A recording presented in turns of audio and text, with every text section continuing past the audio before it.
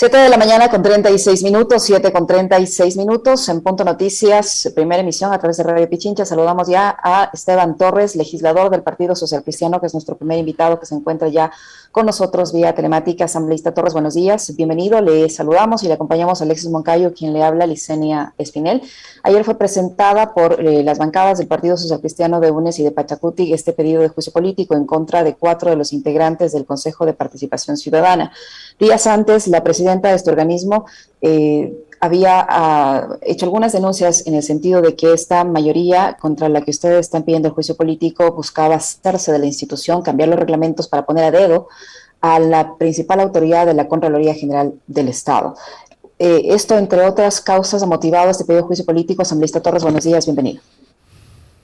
Buenos días, qué gusto estar con ustedes. Un saludo a todas las personas que nos ven y que nos escuchan.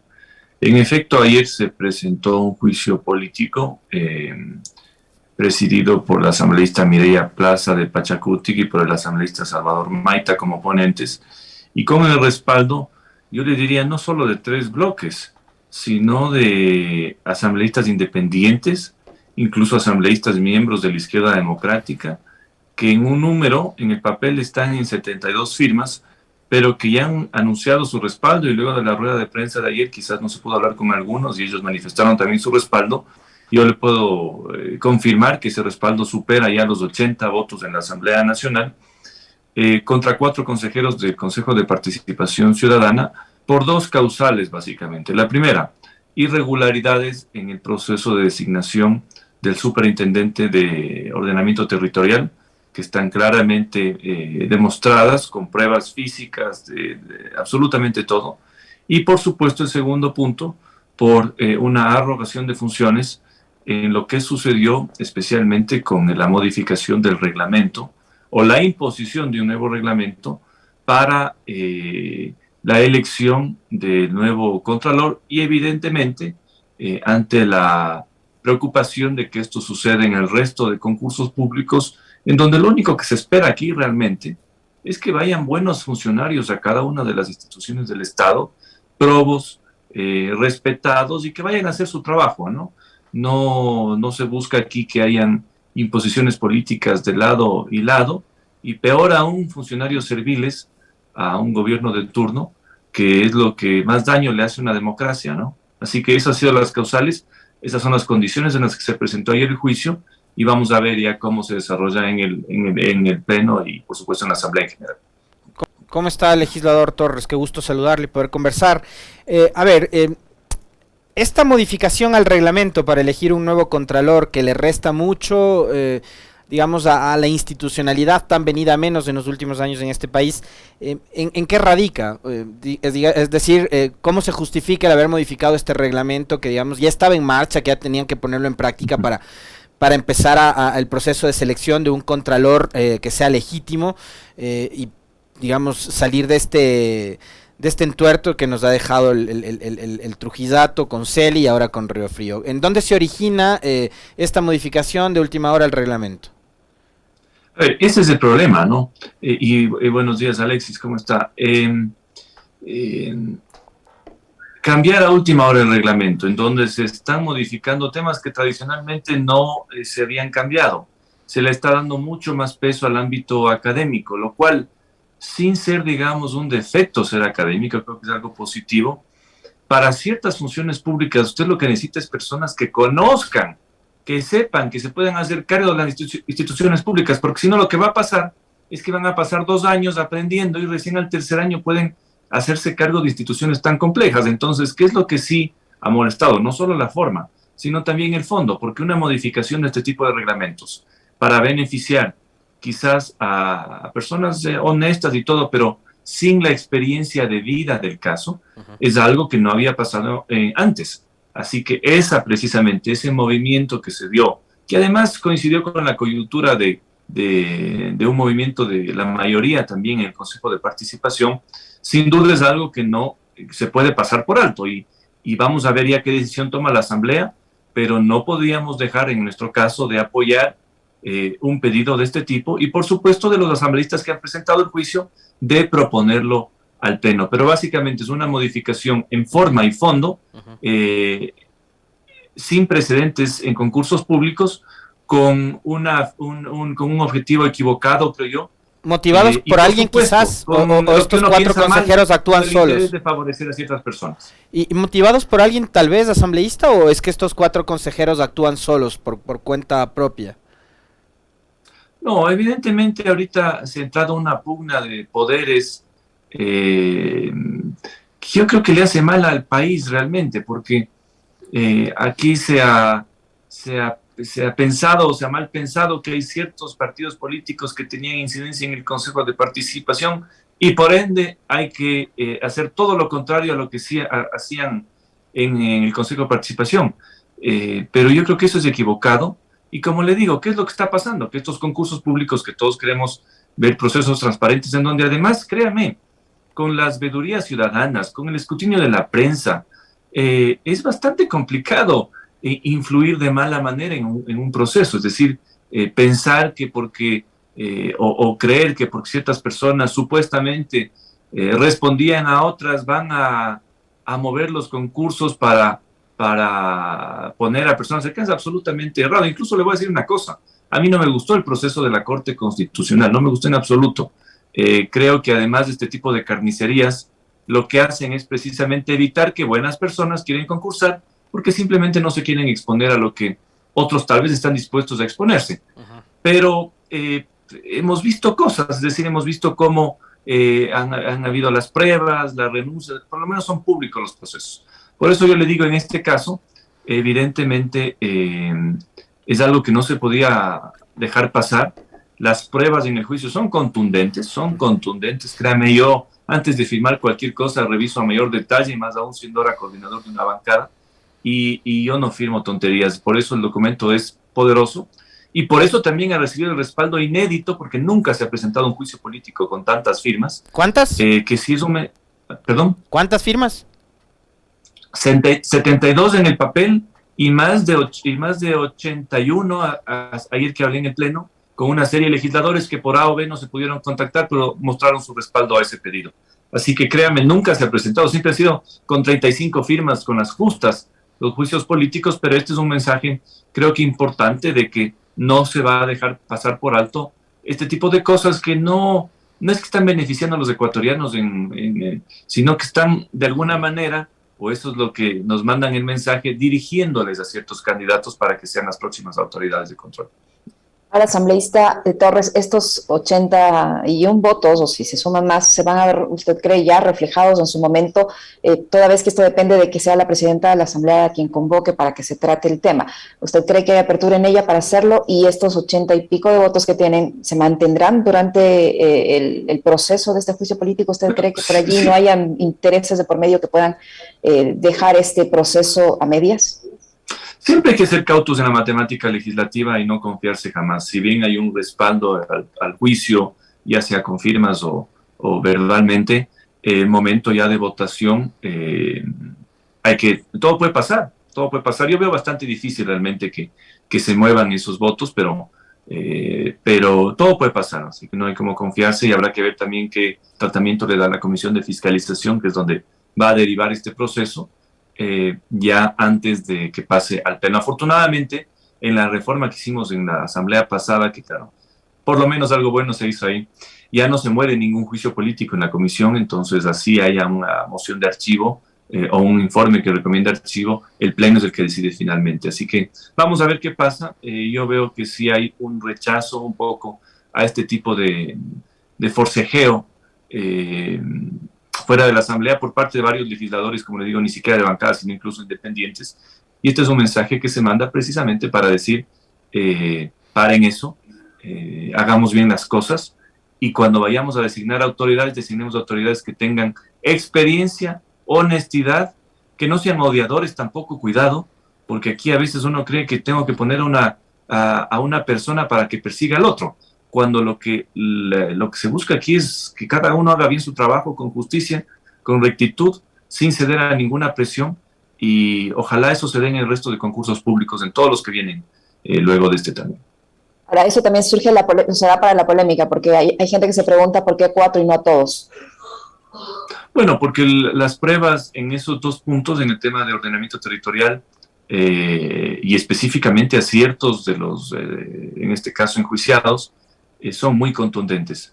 Si existieran pruebas o alguna otra cosa contra el resto, habría que presentarlo contra el resto. Entiendo que va a haber, el gobierno va a presentar un juicio político contra los 7 a raíz de lo que ha sucedido ayer, así que va a ver qué pruebas presenta, qué firmas recoge y cómo demuestra lo que está afirmando.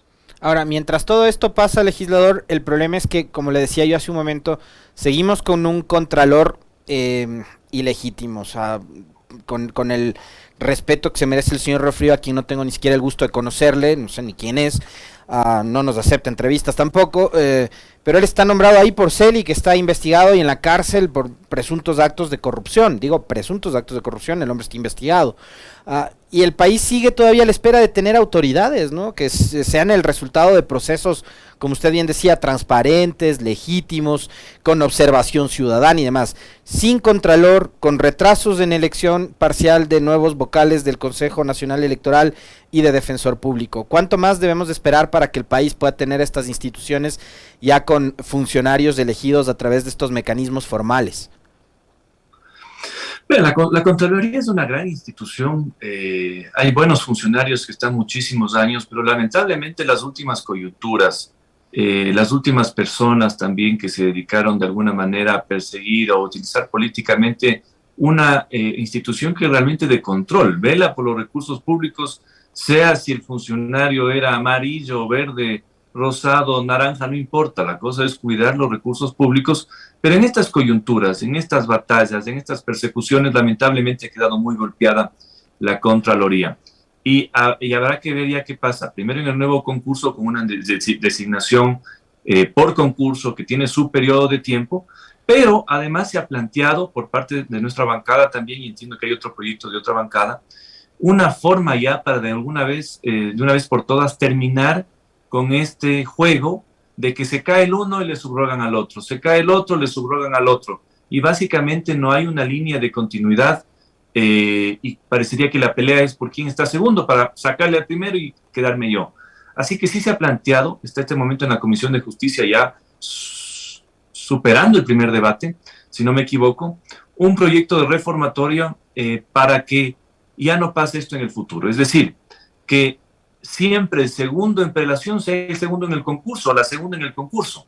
¿Qué significa esto? Que si por A o B se cae, en este caso el contralor, que puede pasar esta vez o puede pasar en muchas veces, siempre será un funcionario con escrutinio público, pero que las designaciones ya no salgan ese rato firmándote un papelito o rompiéndote el papel en la oficina para que vaya tal o cual persona, sino que vaya un orden establecido de los mejores puntuados en los concursos públicos. Y eso me parece saludable. Ojalá haya un respaldo del resto de bancadas. Yo no sé si se puede aplicar ya para esta situación actual, pero sin duda cuando se apruebe será para lo venidero, para estar tranquilo de saber que si el funcionario elegido por A o B sale, hay un segundo que superó un concurso, un escrutinio público, y que no va a ser alguien con el dedazo que con una subrogación de última hora se hace cargo de la Contraloría. Eso creo que es algo, y he visto al menos un respaldo de la mayoría de bancadas institucional, y eso es bueno. Ojalá esa ley prospere y esté ya vigente lo antes posible. Ahora, asambleísta Torres, ¿qué va a pasar en caso de que estos 4 vocales del Consejo de Participación sean censurados por la Asamblea Nacional? ¿Qué pasa entonces con este organismo que se quedaría con 3 consejeros titulares? ¿Cuál sería el proceso allí y qué pasaría con los concursos que están en marcha? Bueno, el juicio por tiempos estaría recién, yo le diría, en el Pleno, porque hay varios juicios que evacuar todavía. Primero hay que terminar el de la superintendenta de bancos, me parece, luego vienen 2 o 3 juicios más. Así que en tiempos yo creo que esto estaría en el Pleno, digamos, para marzo tal vez, siendo optimistas a mediados de marzo, o en la comisión. Así que, ¿qué pasa hasta ese entonces? Bueno, si hay censura, evidentemente los vocales tienen que dejar el cargo. De ahí, si no estoy equivocado, hay todavía un banco de elegibles o de suplentes que podrían reemplazarlos. Y si faltara un número, al ser estos consejeros elegidos por votación popular, habrá que hacer, digamos, algún proceso, si faltan nombres ya, para que se complete el Consejo de Participación. Pero yo creo que poco a poco se ha presentado el juicio. Vamos a ver cómo camina el juicio en la Asamblea, vamos a ver qué pasa ahí al momento de la votación, Vamos a ver si también el gobierno presenta su juicio contra el resto de consejeros y vamos a ver ya qué pasa, como le digo, con esto políticamente en la Asamblea y por supuesto ya si hay una censura, ahí se verá ese momento cómo se reemplazan, qué pasa con los suplentes o si hay que elegir más en virtud de vacíos. Yo quisiera pedirle una opinión suya, primero sobre un tema general, ¿no? ¿Cuánto ha cambiado o ha mejorado el país en los procesos de estos de selección de autoridades en organismos de control, por un lado, legislador, y por otro, quiero citarle una frase del consejero de Participación Ciudadana, David Rosero, que ha brindado en simultáneo a esta hora una entrevista en un medio colega acá en la capital de la República, y él ha dicho que hay una intención del gobierno nacional de interferir en los concursos para designación de autoridades. Se cuestionó eso en el proceso de renovación parcial de la Corte Constitucional. Hay algunos actores, algunos personajes que dicen que el gobierno fue quien puso a los 3 nuevos jueces de la Corte Constitucional, y hoy David Rosero dice sobre el tema específico de la Contraloría, el gobierno del presidente Lasso también está queriendo interferir en el procedimiento. ¿Qué opinión tiene usted con respecto a eso y cuánto han mejorado además los procesos para designar autoridades en el país en los últimos años? A ver, en el primer punto, los procesos de designación, yo tengo mi particular visión. A mí no me gustó el diseño que se hizo en la Constitución de Montecristi. Yo soy un defensor del proceso de designación, con sus desgastes, con sus defectos, pero también con sus virtudes de un régimen presidencialista que nace del poder legislativo.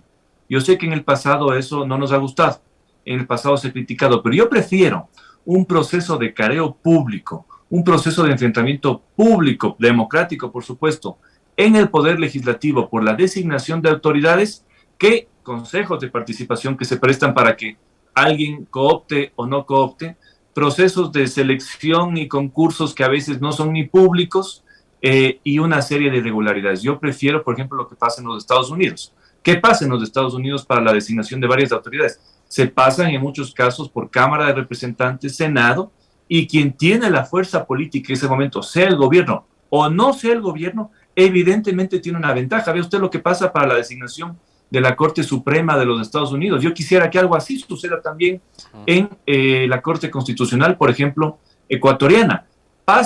Nomina, por ejemplo, el presidente, pero se pasa por un careo en las 2 cámaras y finalmente es la segunda cámara la que dice, este señor ha superado el debate público, un escrutinio terrible, a veces hasta injusto, como sucedió con uno de los jueces de los últimos años en la época de Trump.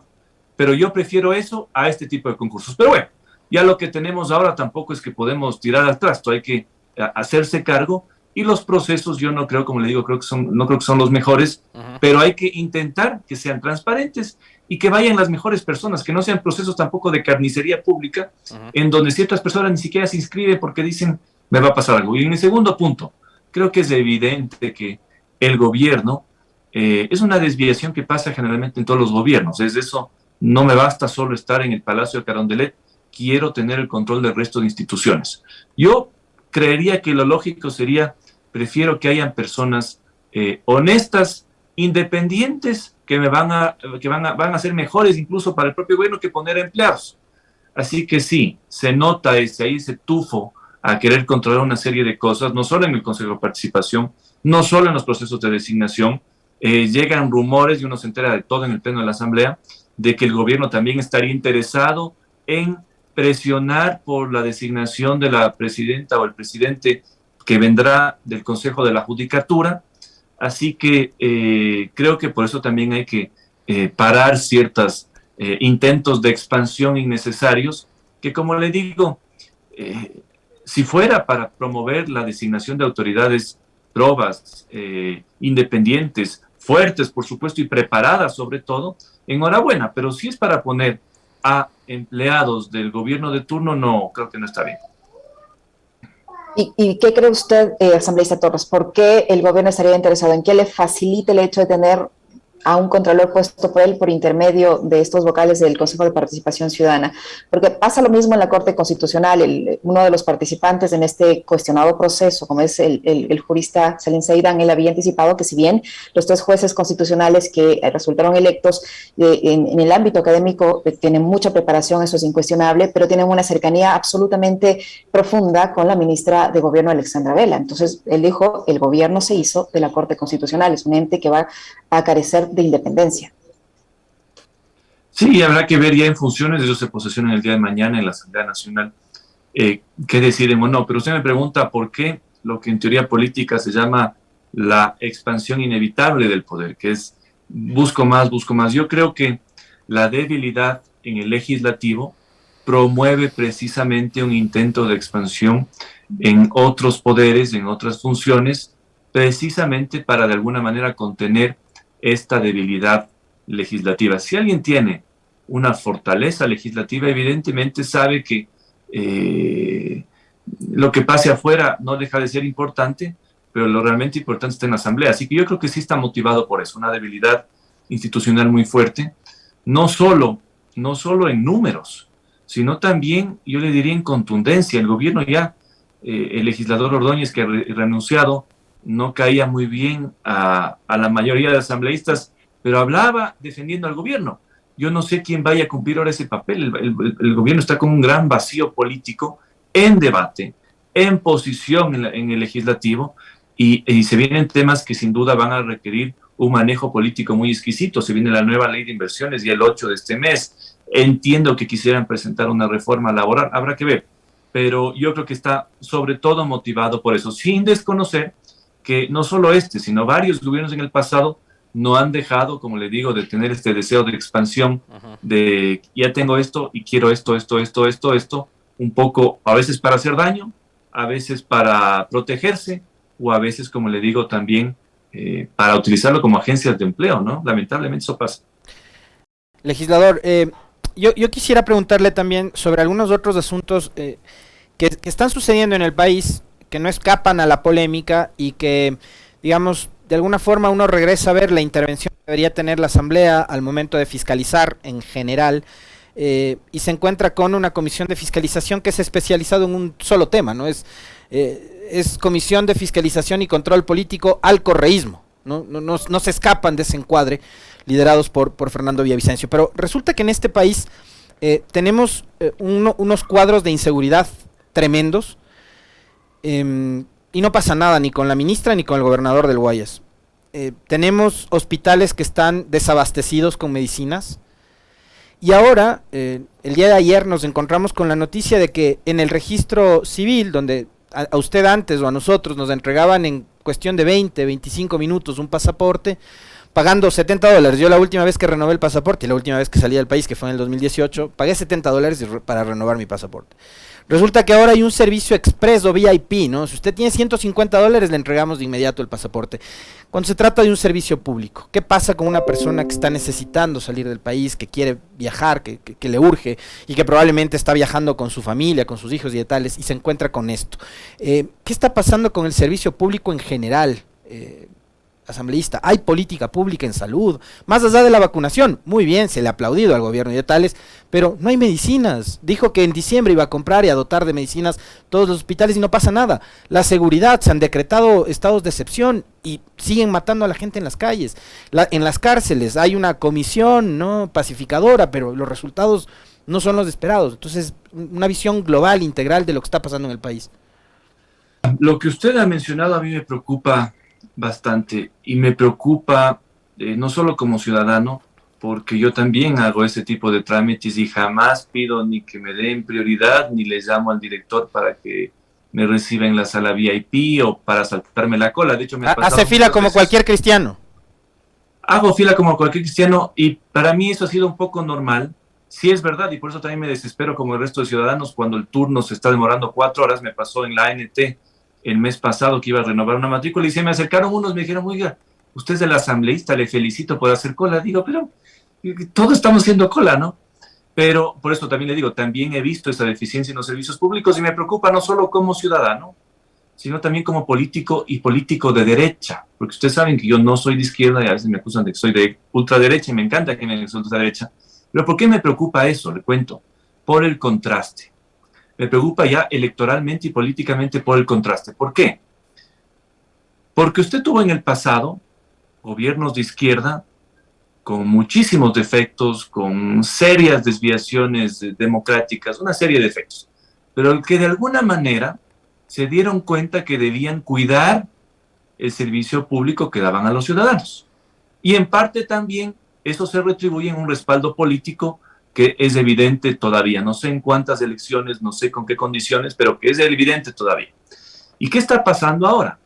Que llega un gobierno, y pensemos en el ciudadano de a pie, no en nosotros que discutimos política, sabemos qué pasó en el rompimiento PCC, creo, todo eso. No, hablemos del ciudadano de a pie. El ciudadano de a pie dice, llegó alguien que no es de izquierda al poder, ¿no es cierto? Alguien será de centro, derecha, lo que usted quiera. Y los servicios públicos están malos para mí. Y no le falta plata, porque con la última reforma tributaria, lo que van a recaudar excede lo que necesitaban. Excede lo que necesitaban, no falta plata. Hay petróleo a $90. Ya el peso de la deuda china no es el número uno. Ya no hay subsidio a los combustibles. Ya no hay subsidio a los combustibles, de paso. Ya no hay subsidio. Entonces, con ese nivel de recursos, uno lo que esperaría, oiga, hasta por lógica política, si yo estuviera sentado en el gobierno, me preocuparía de que los servicios que consume la gran mayoría de ecuatorianos estén en las mejores condiciones. Porque políticamente, ¿qué es lo que va a pasar? Y eso es mi preocupación, como alguien de derecha, le digo, el famoso contraste. Cuando vengan las nuevas elecciones, ¿qué va a decir la gente? Le di la oportunidad a uno de derecha, no le faltó plata y los servicios públicos al traste. Voy a volver a confiar en el de izquierda. Esa es mi preocupación. Entonces, lo que usted ha dicho está sucediendo en varias instituciones públicas, como le digo yo, no es que intento, sino que siempre hago la misma fila que los ciudadanos, hasta para evitar que uno le diga a mi gente, le tomen una foto y se ve, se pasó la cola. Y he visto la deficiencia de lo que está sucediendo en varios aspectos. Ya no se diga el tema de salud, porque el tema de salud ya es una gestión directa porque usted puede decir el registro civil y una serie de cosas pasan por ciertas instituciones intermedias, pero el tema de la salud es directo del gobierno y no hay medicinas. La atención que reciben en los hospitales públicos no es la mejor, así que yo espero de corazón, le digo, más allá de que en este momento mi partido no tenga relación con el gobierno, espero que de corazón manejen bien esto, mejoren lo antes posible. Plata no les falta, porque si no la afectación va a ser a toda la tendencia en las próximas elecciones y van a decir, señores, no pudieron dar ni el menor servicio público de una buena manera, por eso vuelvo a confiar en los otros, sea lo que sea, hicieron lo que hicieron, pasó esto.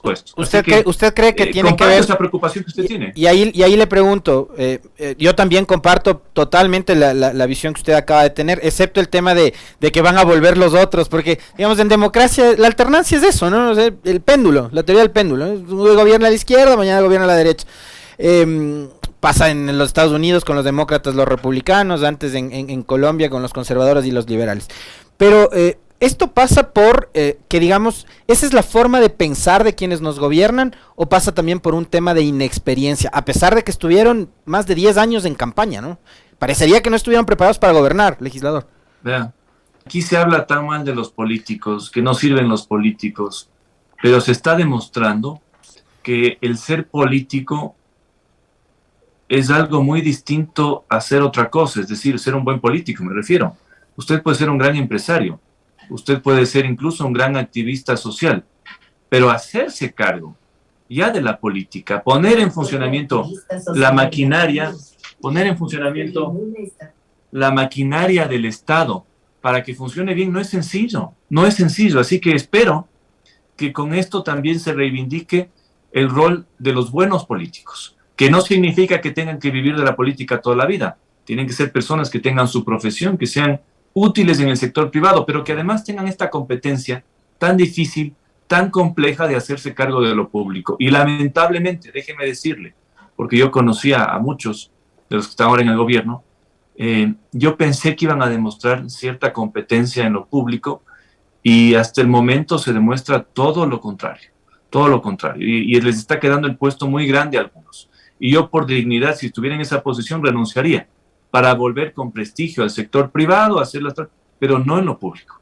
Y sí, se está viendo eso, es decir, ojalá en el futuro tengamos mejores y profesionales políticos que entiendan lo que significa hacerse cargo, porque la política tiene varias esferas. Yo estoy en este momento en la política legislativa, pero la política gubernamental de gestión, así como la política municipal de gestión, la política provincial de gestión, tiene competencias distintas y uno tiene que saber para qué es apto, para qué no es apto y en dónde puede cumplir un buen papel. Así que lamento sí que haya una serie de personas que, más allá de su desconexión con lo cotidiano, que se incrementa evidentemente en un puesto de poder, porque uno se puede encerrar en una burbuja si quiere, pero si nunca tuvo esa conexión de cuál es el problema real de la persona, difícilmente puede hacer un buen papel luego. Y le voy a dar un ejemplo, porque yo no me escondo ni pretendo ser lo que no soy. Yo pocas veces he usado un bus en el Ecuador. Yo siempre he tenido la suerte de tener algún tipo de transporte alternativo o manejar mi propio auto. Pero cuando usted ve lo que significa para la persona que se moviliza día a día pagar 10 centavos más en un pasaje, cuando usted siente lo que eso significa para la persona que tiene que ir a trabajar, en donde muchas veces no le reconocen o generalmente no le reconocen el pasaje, puede sin duda darse cuenta del dolor de esos ciudadanos, la necesidad y qué es lo que se tiene que hacer. Pero hay que tener, digamos, esa empatía de entender y ponerse en los pies del otro, aún si uno ha tenido más suerte que otros y no ha estado en ese entorno tan complejo. Pero si uno nunca tuvo la sensibilidad, difícilmente la va a tener luego. Asambleísta Torres, rapidísimo, antes de despedirnos, yo quisiera su criterio respecto a cuál va a ser la postura del Partido Social Cristiano una vez que el juicio político a la superintendenta de bancos pase al Pleno. La Comisión de Fiscalización, encabezada por el señor Villavicencio, por el asambleísta Villavicencio, sugiere el archivo de este proceso. ¿Qué va a pasar? ¿Qué va a hacer el Partido Social Cristiano en el Pleno? Bueno, evidentemente nosotros no respaldamos este juicio en la comisión, no vamos a respaldar en el Pleno. Creemos que los fundamentos fueron realmente antojadizos y se demostró en la comisión, y espero que en el Pleno pase lo mismo, de que tampoco es que aquí se puede poner un juicio político por poner y por sacar autoridades. Tienen que haber fundamentos. Y al menos los juicios políticos que se habían evacuado en esta nueva asamblea, creo que empezó con el del excontralor Poli, han tenido fundamentos muy fuertes. Así que en este punto yo le podría adelantar que viendo los méritos, aunque habrá que esperar evidentemente qué nuevas cosas se incluyen ya en el debate, cómo se defiende la funcionaria enjuiciada, pero le podría adelantar que hasta nosotros en este momento estamos por la abstención, pero que evidentemente ya hay que esperar que pase ese día en el Pleno.